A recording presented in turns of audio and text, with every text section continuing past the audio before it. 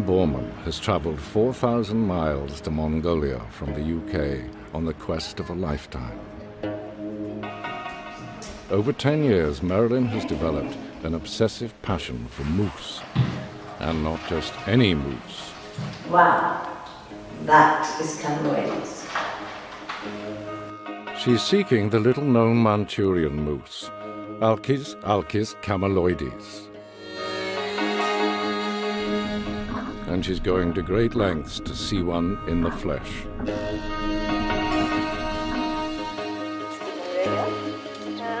Buying a few little bits and pieces like thick socks and Wellington boots. Now, at the age of 70, she's well on her way to the remotest edge of this legendarily remote place.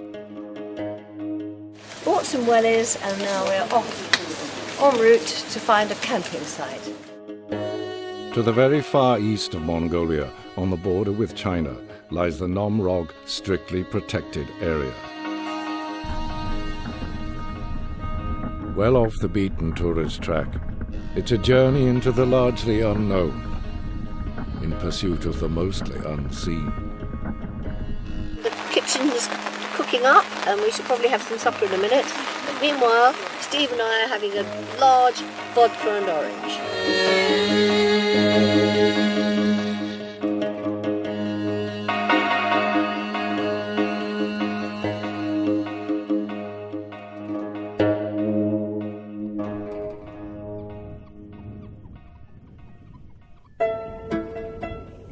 After 2 days of torrential rain and a very damp night camping, the skies are finally clear. For Marilyn, this is the last leg on what has been a very long journey. I was brought up by a father who was a naturalist and artist. I think I absorbed an awful lot without actually knowing that I was absorbing it. Highly regarded for his animal illustrations, Marilyn's father encouraged his children to take a keen interest in wildlife.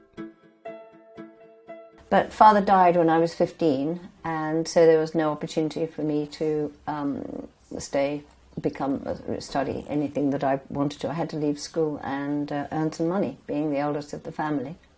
I was married and had 4 children and always tried to interest the girls in things about the countryside.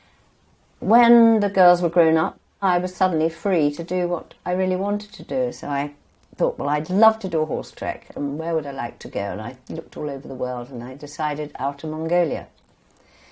So off I went on my own to join up with a group, and to my amazement and delight, we were all similar sort of women. We went to the Natural History Museum, and there was a stuffed head of a moose. This was the first one I ever saw on the ground floor. And I thought it was a put-up job. I thought it was just a joke. I didn't believe it. And I looked at this thing and it looked like a moose, but all of a sudden realised that the antlers weren't proper antlers. I said, someone stuck a deer's antlers onto it. No, that's what they're like. And that was it. I was hooked. As soon as I came back, I started to investigate. So that was 10 years ago, and it's taken me this long to actually put it into practice. I decided it was now or never.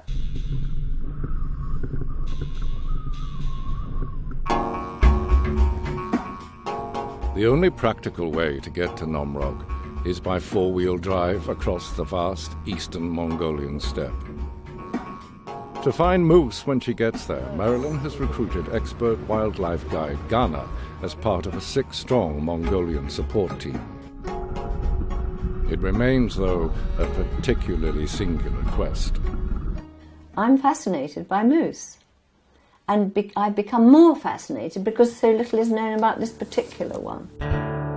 There are several subspecies of moose spread across the boreal and subarctic forests of the Northern Hemisphere.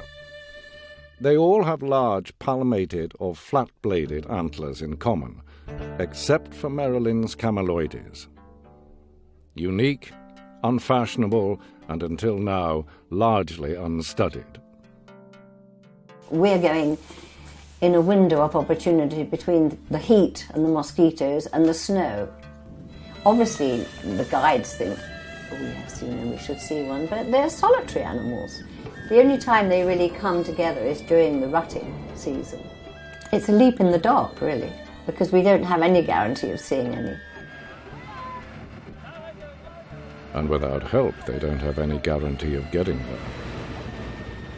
Mutual reliance and cooperation are key parts of Mongolian culture, which is just as well. Lucky us! Along comes a petrol tanker, and we wave him down that he's come to pull us out. I do hope the driver will stick to the road in future.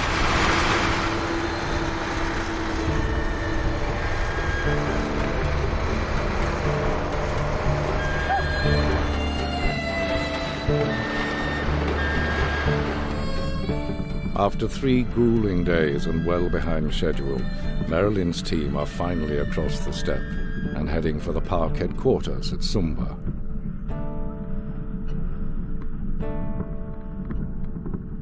Because Nomrog is strictly protected, they need to collect a special permit to travel any further. That was a meeting with the park director, and he has told us, unfortunately, because of the rain and so on, the river is in flood and we won't be able to cross it on horses.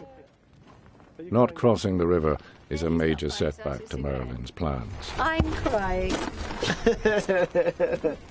To find moose now, she will have to rely on the local knowledge of the park rangers. Okay. He said it will limit us, but not terribly, and they want us to, when we come back, to report to them, and they're prepared for our report to be official. If the heavy rains are threatening to undermine months of preparation, right now there are more immediate problems. No.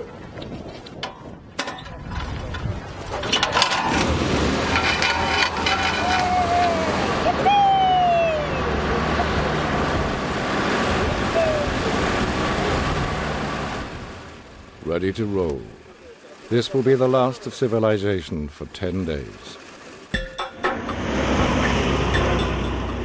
Tomorrow they will be swapping 4 wheels for 4 legs as they continue on horseback.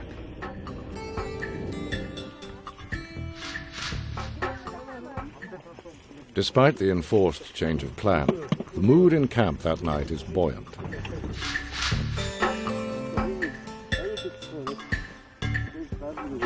This is the first video diary I've done for ages. We've had a fantastic day, and this is our first night camping in the park. We've got a super crowd of people. My name is Marilyn. Close to the middle of nowhere, some unexpected communication problems arise. I thought it was a joke, but... And on the wall I saw the head of Cameloides, the Manchurian moose. Gunnar, the guide, is the only bilingual member of the team. Thank you for helping me. His role will be crucial as a bridge between Marilyn and the rangers. And I thought when I was 70, I must... He helps explain just why a 70-year-old English grandmother has come all this way on a wild moose chase. Everyone's so behind me. It's just marvellous. The wardens here are so into it now, and they're so determined that I'm going to see a moose. So it's really exciting. I'm really, really pleased. So we shall see what tomorrow brings. Bye for now.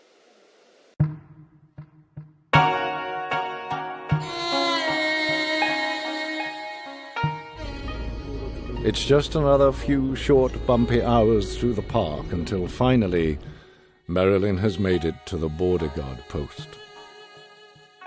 Nomrog borders directly onto China, a border patrolled by the Mongolian army from this lonely outpost. It is army horses that Marilyn has arranged to hire. As a military base, cameraman Steve is asked not to film. though they manage a surreptitious entry to the online blog.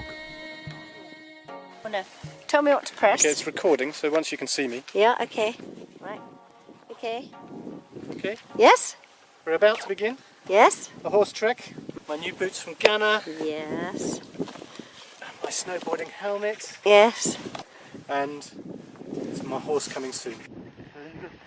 Completely lacking in riding experience, Steve has an enthusiastic teacher in the border guard who has now joined the expedition to look after the horses. Already lagging behind, he's keen to get them galloping. Difficult for me though, hard. It's an initial ride for 12 miles along the river valley to make camp in the realm of the moose. But it's a less than graceful entrance. I've just fallen off my horse. It's very embarrassing and quite tragic because the horse has run off, so we now lost a horse, and has run off with the saddlebags and saddle, which is spewed all over the river in a bucking bronco frenzy, and absolutely gutted. Thank you very much. Oh, that is so stupid. It was not. It was not Steve's fault. The saddle had not been put on properly. It happens on every trek. A saddlebag falls off, and you can't help fall off with it because there's nothing you can do about it. So don't take any nonsense. It was not Steve's fault. But the loss of one horse and his load of supplies only go to compound an existing problem of too much equipment for too few horses. Marilyn is not best pleased. I said to Steve, they're never going to get that huge pair of bags onto that horse. That would be cruel. But they did it, and then the border guard came along and said, you can't do that. You've got to take a whole lot of stuff out. So we had to unpack everything, start all over again, but we still weren't allowed to have a second pack horse, which is what I'd booked and paid for. We're now camped above the beautiful river. I mean, it's just fabulous. Thank goodness the weather's good because we haven't got a cooking tent. If it was raining, it would be hell. The worst thing of all was that a dog, one of those irritating dogs from the border guards, which barked most of the night, followed us. I said to Ghana, it's no good having a dog with us because the moose will smell. They won't know the difference between that and a wolf, and we won't see a moose within miles. Anyway, the horse that dropped its saddlebag bolted, and we're hoping that the dog went back with it. I suppose when I see my first moose, it'll all be forgotten, so fingers crossed.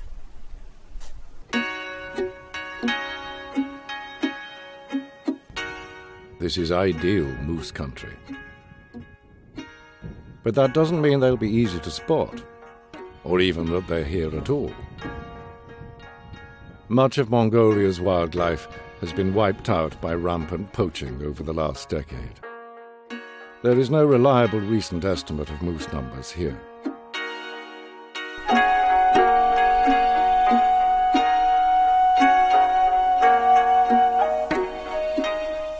The next morning, with the rangers on a recce to the south, Marilyn and Ghana have headed on foot for high ground just to the north of camp.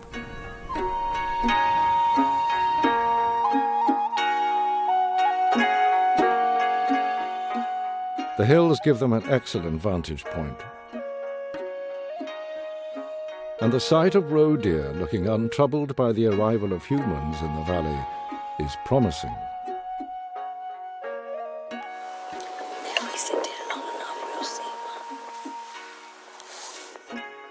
As one of Mongolia's leading wildlife experts, Ghana is highly skilled as a tracker and spotter.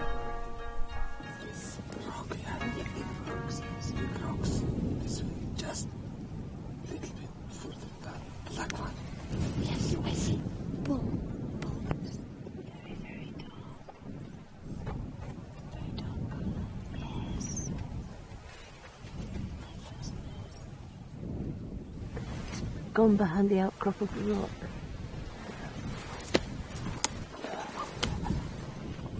A fleeting glimpse. But he's not alone. Just coming out. This time it's a cow emerging from the cover of a willow thicket and heading to the river.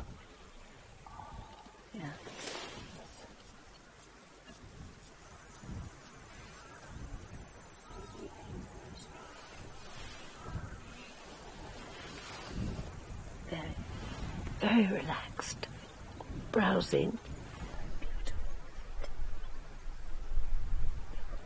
Behind a bush. Far away she may be, but now there's no doubting that moose are here.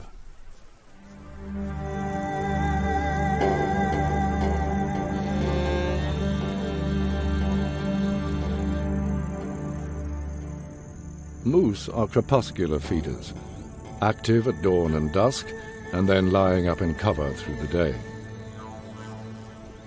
Once the sun is high in the sky, there's little chance of seeing them in the open. So for Marilyn and Gunnar, it's time to return from their watcher's eyrie to camp. It's the kind of morning Marilyn has dreamt about for several years. It has been a tantalizing glimpse of what they might see over the next few days.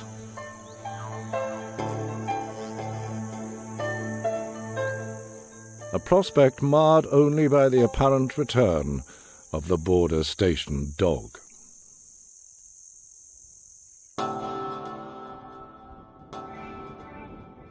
With such a huge area to observe, the team split resources again that evening. The Rangers and Marilyn, competent riders all, leave cameraman Steve and Gunnar to keep a vigil close to camp.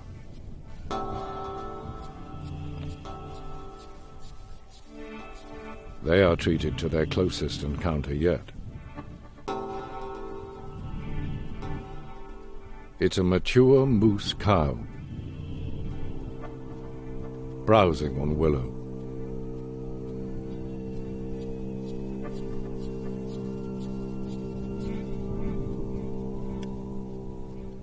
Moose have excellent hearing, and her ears move constantly as she moves along the riverbank. But she seems unaware of being watched from above. Down here's good. Steve and Gunnar attempt to get closer still.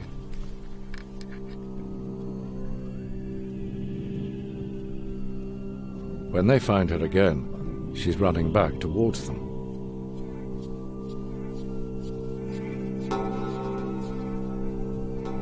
There's something in the bushes. Wolves are the major natural predator here, though bears have been reported. This, though, is a wild boar foraging in the undergrowth, its rear end just visible. No threat to the moose. Her strong sense of smell is probably enough to identify the rustler. But she decides to give it a wide berth anyway.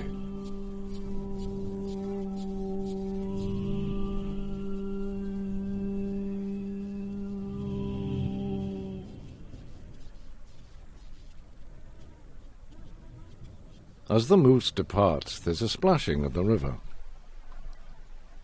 A family of otters heading downstream. These are Eurasian otters, a mother and 3 pups. Gunnar thinks it could be the first time they've been filmed on the Nomrog River.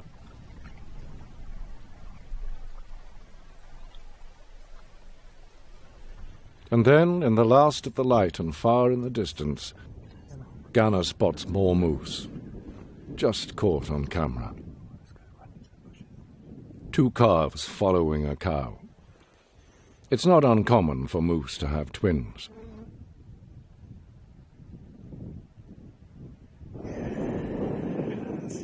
The crew are elated. Oh, eating. Marilyn gets a chance to see the footage back at camp. She's looking. She's looking at something. She can hear something. She She can hear something. She's listening. If we know they're there, perhaps tomorrow. See more. After 2 days in the field, her expedition is beginning to get results. Good. The plan was to rise just before dawn and ride closer to where Marilyn's first moose was seen. but half of the horses have hobbled off in the night. What time is it, Marilyn? It's 5.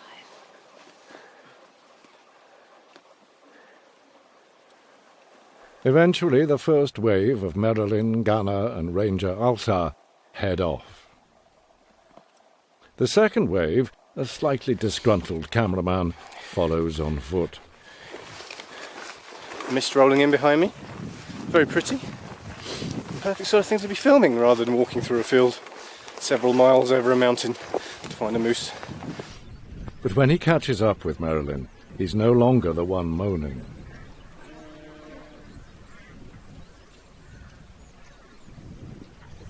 Three distant moose are an exciting sight, but it's being able to hear them that is most significant. But the rut is, I think, beginning now, starting.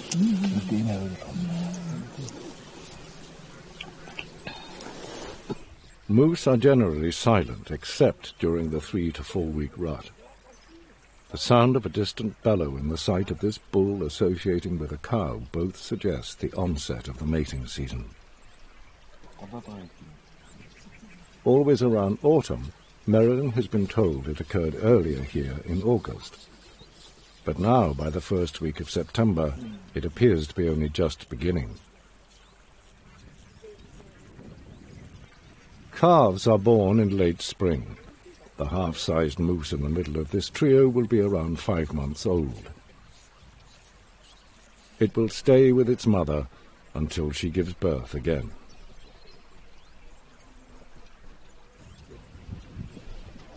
With things hotting up, the challenge is to get closer to the action. But the reappearance of an unwelcome guest puts that aim in jeopardy. If I had a gun, I'd shoot that bloody thing. I mean, it's ridiculous. We've had to plan everything around the dog.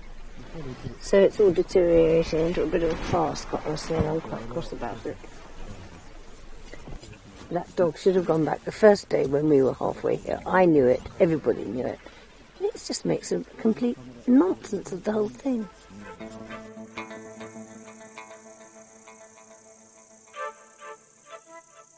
Having come all this way and witnessing what appears to be the start of the rut, it is the very presence of her expedition that is giving Marilyn the greatest cause for concern.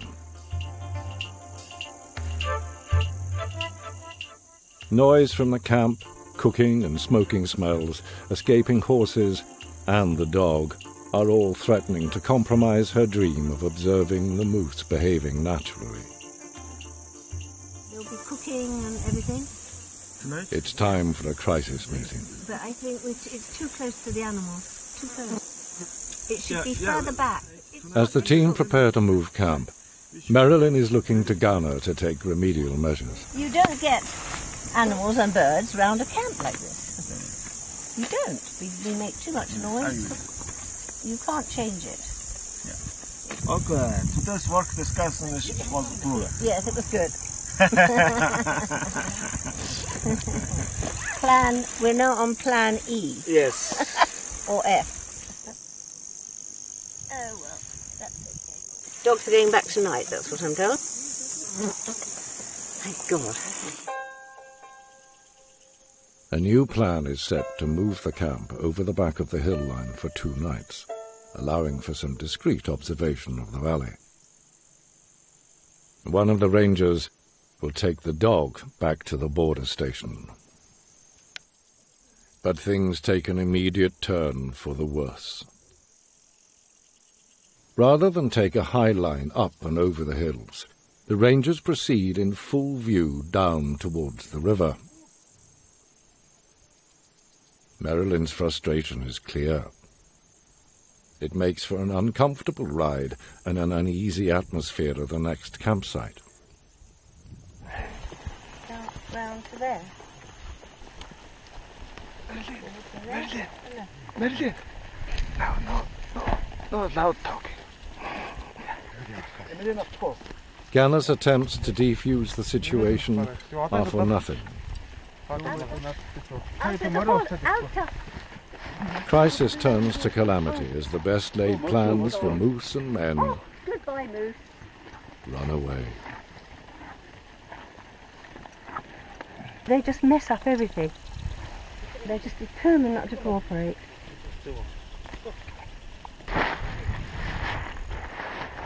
With all notions of stealth rapidly turning to farce, Marilyn's discontent sparks a mutiny. Suddenly they've just said they've got some officials coming to do a count of all the horses and they want them back tonight.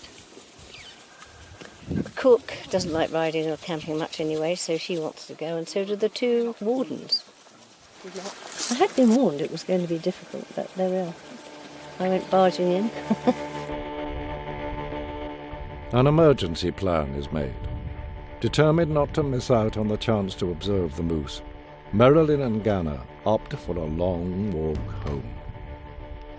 The rangers on the horses will return to the border post, depositing a makeshift camp on the way.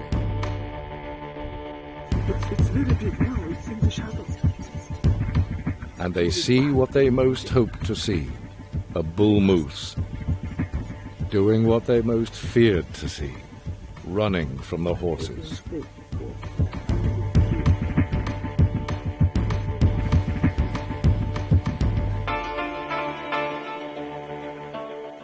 Ahead of the bull, a cow and her calf, very likely the same trio seen the day before. Now heading rapidly out of this part of the valley.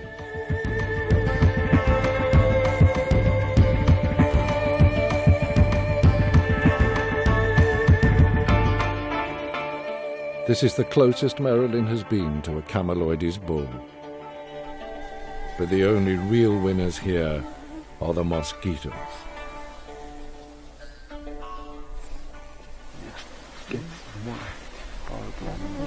It's a shame because we've had some very good conditions here to see moose, but it has been spoiled.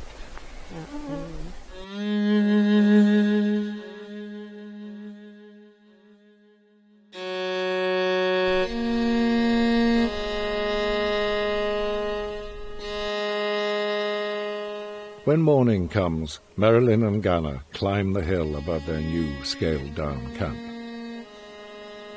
With no horses, they must base themselves within vehicle range of the border station. Its presence on the horizon becomes manifest in sound. I can hear a dog. That bloody dog back there. This was busy yesterday morning. Yeah. Yesterday morning we saw a moose there. Yeah. We saw a lot. Family here. Yes. Today they've gone. Rangers are still not trained well yet. Yeah. In terms of conservationists, in terms of ecosystems. I worked that out. The first 2 nights, vodka bottle. Second night, vodka bottle. I pick it up and bring. I said, there you are. And he and Zorad laughed.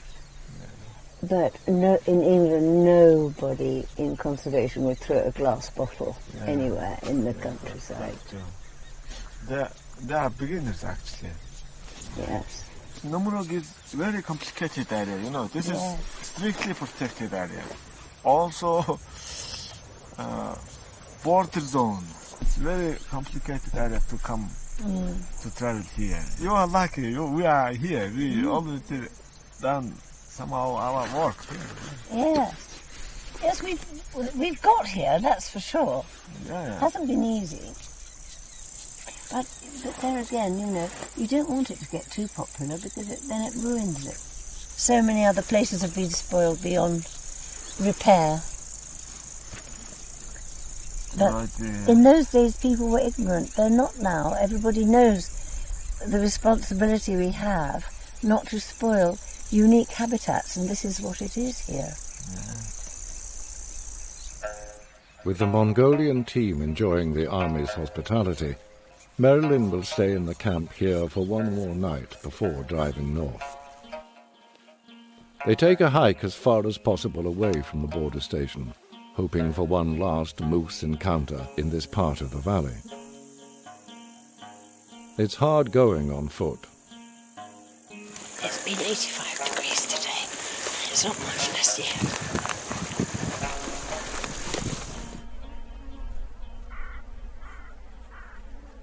tranquility reigns. Despite the previous day's jamboree and against all expectations, they find this moose cow still in residence.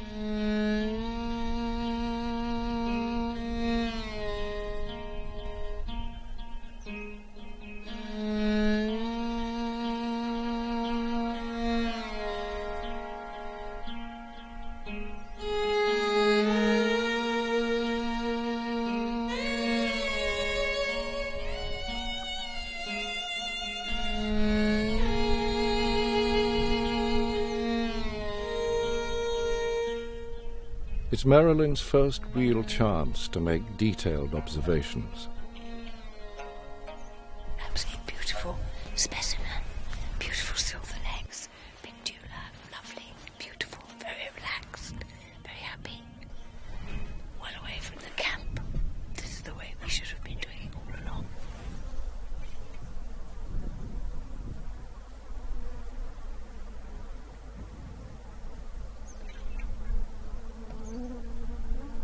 Closest I've been to a Cameloid, yes, definitely. Except stuffed.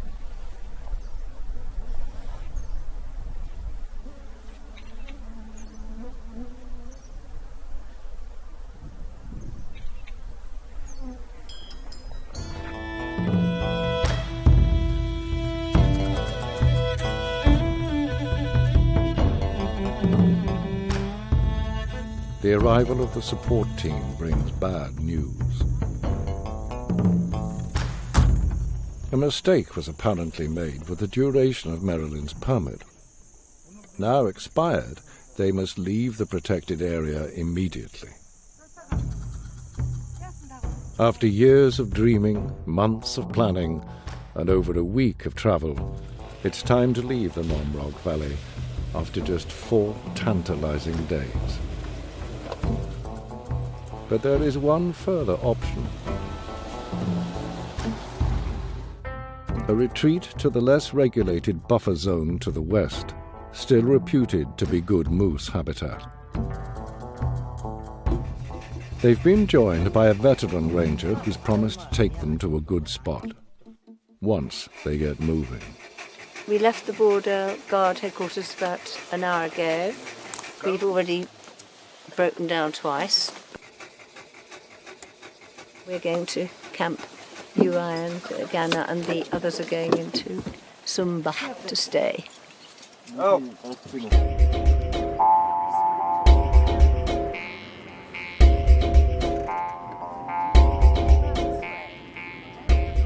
Where stealth is the name of the game, it's a good job moose are colorblind.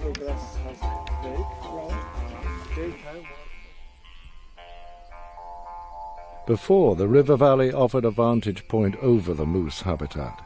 Now they are very much in it, and once left alone, quickly find signs of moose presence. This is a willow. This is a willow bush. It grows, as you can see, very high, about 8 feet or 9, 10 feet even, but it's browsed. This is either old browsing or frost, I don't know which, but probably browsing.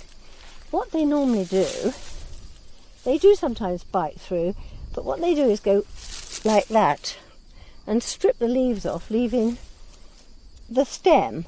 If they've recently done it, this is all sticky, and so that's quite interesting. You'll see a difference in colour between a recently one and one that's died, either because it's browsed, I should think because it's browsed, or maybe frozen, I don't know.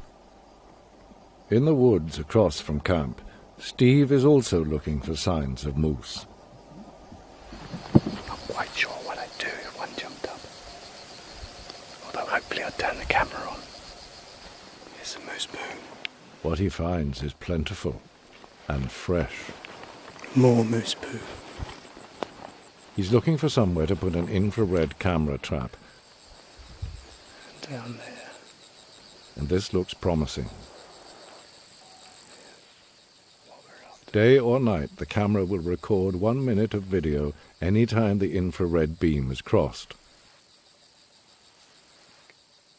A quick test for antler height. and once adjusted, it's left ready to record any wildlife that might pass. Marilyn is enjoying the peace. We managed to get rid of the rest of the crew, who make too much noise and stuff, and now it's just Ganna, Steve and I, and we're in a very quiet spot. The rangers really, they're not the sort of rangers we have in Britain, who are really dedicated to the environment and so on. And the cook, I mean, she's a brilliant cook, but she's a tourist cook. She wasn't ever the right cook for this sort of thing. I said right from the start I just wanted to keep it simple, you know, cold things and just soup if it was cold. But, I mean, she cooked us stroganoff and fabulous beetroot and tomato soup. It was delicious if you're on holiday, but not right for this at all. And she was too noisy and we never stopped talking. And I'm afraid in the end I lost my cool and told her to shut up, which was the wrong thing to do. And I did apologise, but it didn't work. She wasn't going to take it. It's been a problem. So there have been lots of problems. But the essentials have been right.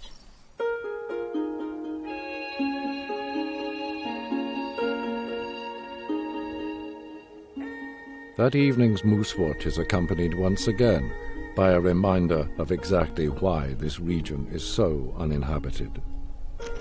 This is absolutely ghastly because it's been raining today, and so it's very mild.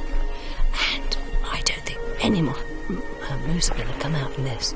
They'll wait till it gets cool, come out much later. So we're going to get up very early in the morning, about 4 o'clock, and come out here while they're still feeding before the mosquitoes come back. Ganna is a bitten, beaten man. I see mosquitoes.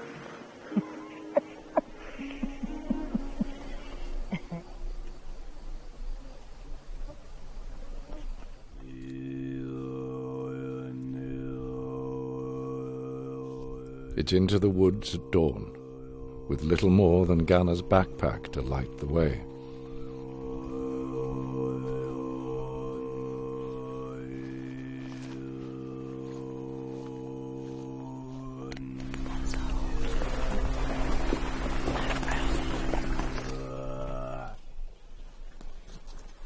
There are plenty of clues that moose have been here, but apparently they are here no longer.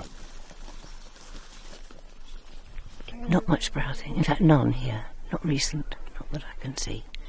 Quite a lot from the past, but nothing recent at all.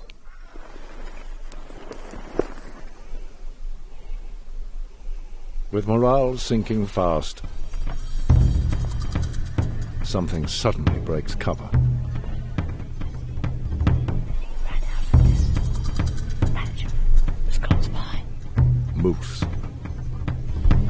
Running very fast. We've established there are moose here.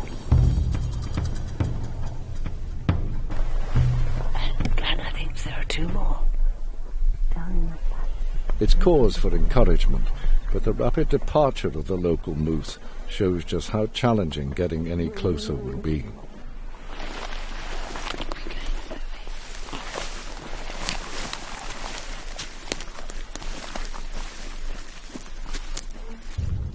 Despite this positive sighting, it's the ominous skies and heavy rain forecast that dictate Marilyn's next move.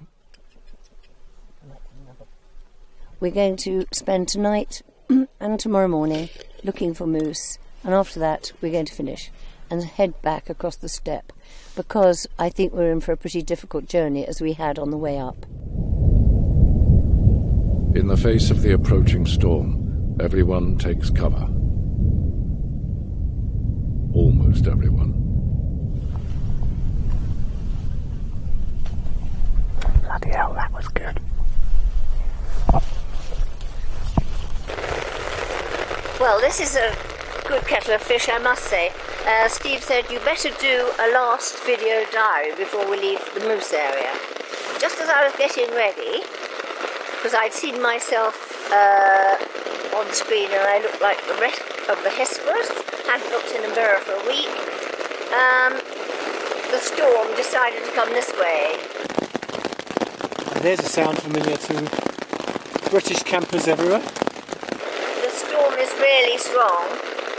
I'm just hoping it will be over fairly soon because I don't like it very much. So that's all I'm doing at the moment.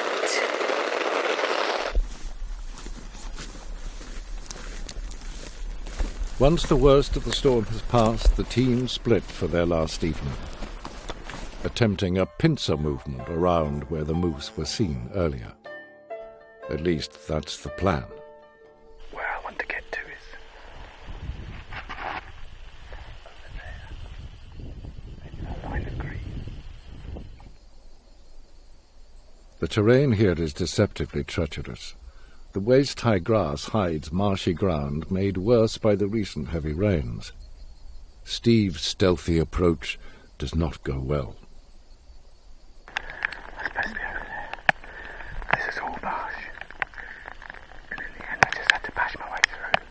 Started off thinking, I'm in Outer Mongolia, look at me. Ended up thinking, you're in Outer Mongolia, you idiot. I do have the sat phone with me. Who am I going to call? Anyway, settle down, have a drink of water, put the camera up, and see what happens. But there's no sign of Marilyn and Gunnar, and as the day fades, so do any hopes of seeing moose. Time to go home. And nearly time to really go home. I made so many friends.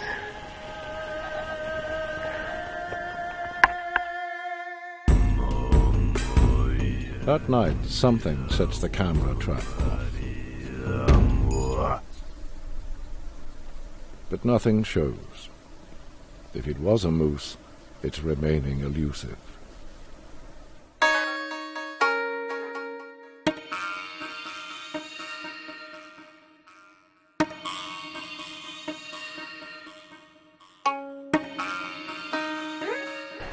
And this morning is our last morning here. We have come to the conclusion that we've probably shifted all the moose in the area. So Gunnar and Marilyn are staying in bed. But one of the things about being in remote Outer Mongolia is you don't know if you'll ever be there again. And the chance of one last moose vigil is too much to miss.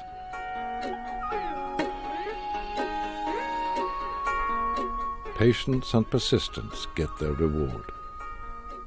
A very distant moose bull.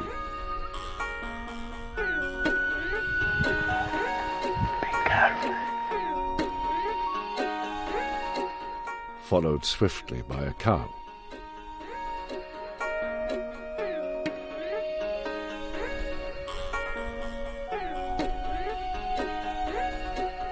A good end to filming that makes the breakfast headlines. So I saw two moose. You didn't? I did. He saw two moose. Wow, how close was it? See the gap between the two forests? Yeah. Oh, yes. I picked them up halfway across, Wow. heading into that forest. Oh, right. And the first one... Coming back, you see, coming back. We said they'd all gone over there, didn't we? The first one was Coming a back. bull, definitely. The first one was A bull. bull. And then the second one I had to put the binoculars down and get the camera in. I think that was a cow. Fantastic. With time here so short, it has been little more than a promising recce, but Marilyn is taking a positive view. We've had the thrill of being here on our own for a couple of days uninterrupted, and it's just been bliss. I couldn't have asked for a better end to what's been a slightly traumatic time. Hopefully the vehicle can get back to us after the storms yesterday. 3 days of driving lie ahead, with a plane to meet in Choibalsan. But for now, it's a chance for Marilyn to reflect on events. I'm moosed out now, that's great. I'm ready to move on. I've achieved what we came here to do, and I've loved it. It's been fantastic, really. We've had lots and lots of problems, but we've overcome them, really, and Lots of questions to be asked, lots of questions to be answered. Sumba is a 2-hour drive away in good conditions. But by midday there's still no sign of their not always reliable transport. Hello Jan, it's Marilyn here.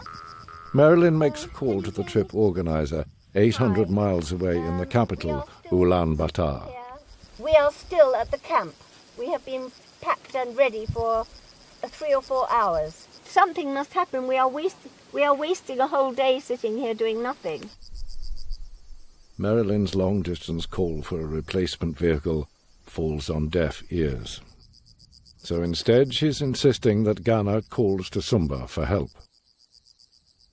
Has he made the call? Of course he hasn't. He'll now ring Alta, who'll then ring his friend, who knows nothing about it. It'll take them an hour and a half to leave. We shall be driving back from here in the pitch dark. I try to do everything through Ghana, but it's very frustrating. Because, I am 70, and I have learnt a few things in life, and that is if you've got to do something, you do it, whether it's unpleasant or not.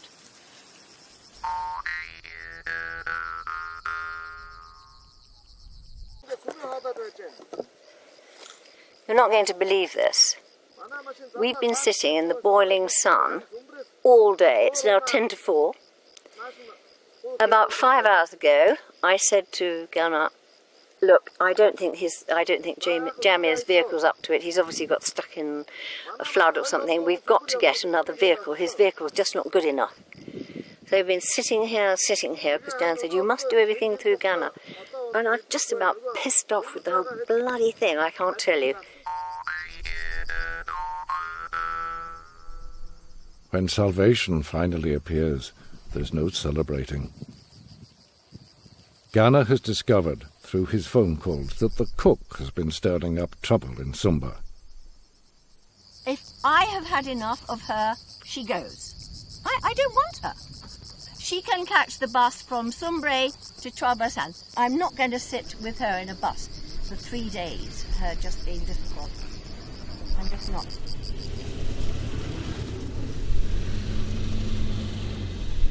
The reception for driver Jamier is lukewarm. Hey, Jamia. Jamia, you order? Ah? Check on the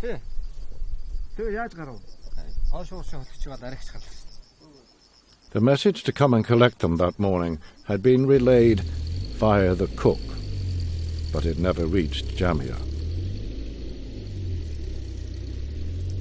Once he'd left, he then got stuck in the mud for 4 hours. They'll need better luck on the return to reach Sumba by nightfall.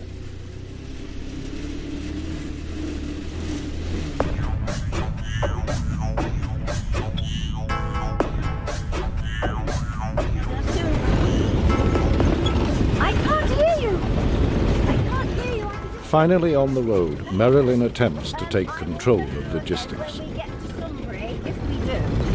Okay, I'll phone you again, because I can't hear what you're saying to me. She is foiled by technology. You can't hear me? Oh, honestly, I paid a damn phone. Halfway to Sumba, they run into the rescue party.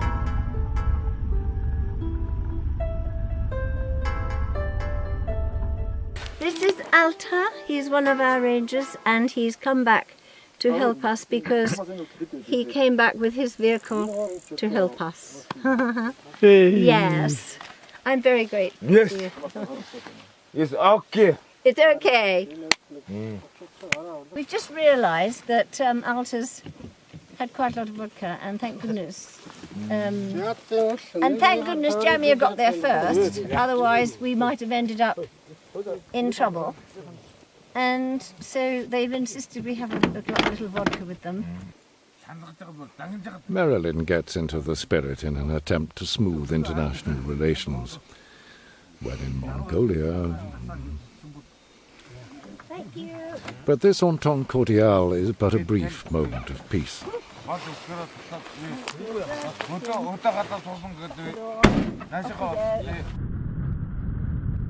Soon to reunite with the rest of the team, Ganna and Marilyn must work out how to deal with the mutinous cook. We're in Sumba, the park headquarters, small town. Marilyn is trying to fire the cook tool. Marilyn is refusing to travel onwards in the same vehicle with the cook. The cook, meanwhile, is refusing to remove herself from the vehicle.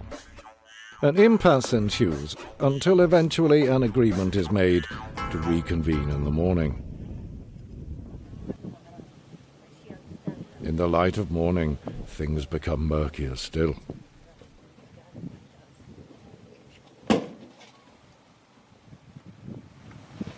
Why didn't she report it to the police before? You heard the latest. She's now reported that her stuff's been stolen. Police are coming to take the van apart. She'll say one of us has stolen it, you know, that's the next thing. You wait and see. You're going anyway, you go to Choice, don't you? With the police on the way, a still vodka-infused Alta produces the park rulebook. Filming is prohibited. Their activities in the park have been against the law. Let me in. It's time for a swift exit, cook and all. But they don't get very far.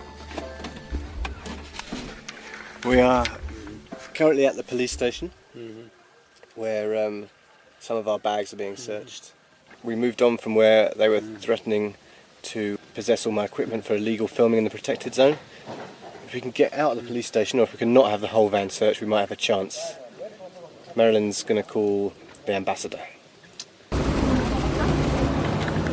We're free! We're free! Yippee! They make for the edge of town, this time with the cook left well behind. Fortunately, one of the policemen said that, in his opinion, Tool's drunk. So Ganna said the only problem is they're not allowed to interrogate her or talk to her if she's drunk. So we then thought we were going to have to sit here all day while she sobered up. Anyway, she had several days in which to report it, and she didn't, so I don't think they took her very seriously in the end. We took her around to Alta's house, and she's waiting there until the bus goes. I don't know, I was looking all over the place there, but...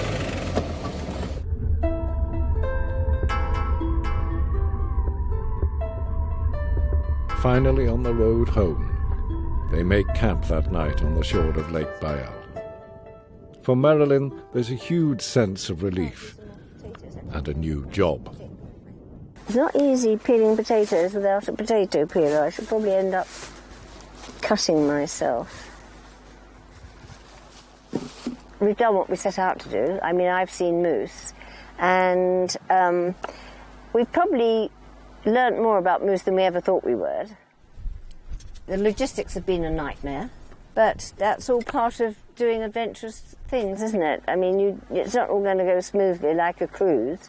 It's going to be ups and downs. Unfortunately, we've had some pretty traumatic things that have happened. Still, I don't want to end the film on a grumpy note, because we did achieve what we set out to do, and we've seen some beautiful places, and we'll just let all the bad things go and remember the best things.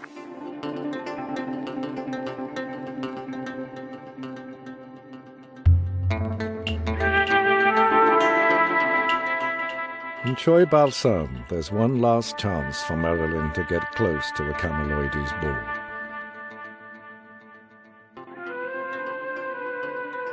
She has seen enough to know that the antlers aren't stuck on. She's already planning to return.